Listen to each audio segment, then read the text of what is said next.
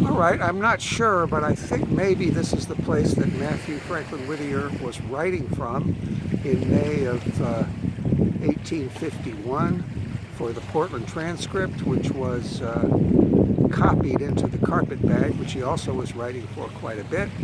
So I couldn't find the inscriptions from 1820 and 1828 that he cited in his article, but I thought that I would stand here at the most likely place and read just a little bit of the opening of that article on the spot where I think he must have been. Apparently he was exaggerating a little bit, but that's not unusual for him.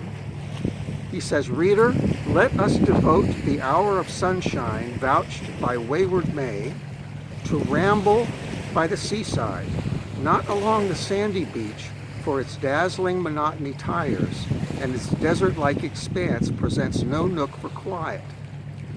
Rather, let us hide ourselves under the rocky point of Old Munjoy," that's Munjoy Hill, "jutting out boldly to the encounter of wind and wave.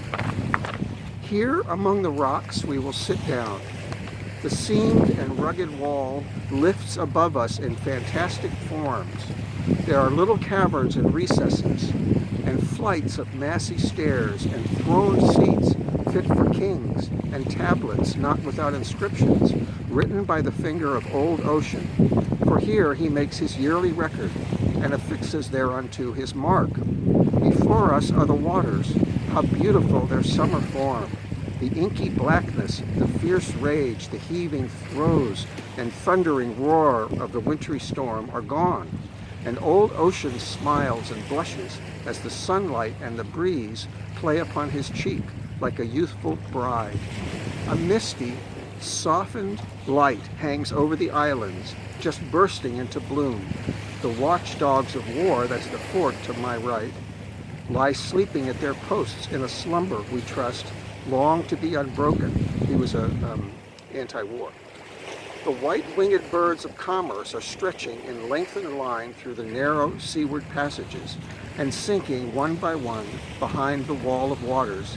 In the distance they seem like the pure spirits which hover over the sleeping smiles of childhood, and the waters smile upon them." And he goes on. That's about as much as I want to read. Standing here, I can't even tell if I'm in the shot. But I'm guessing that this is the place.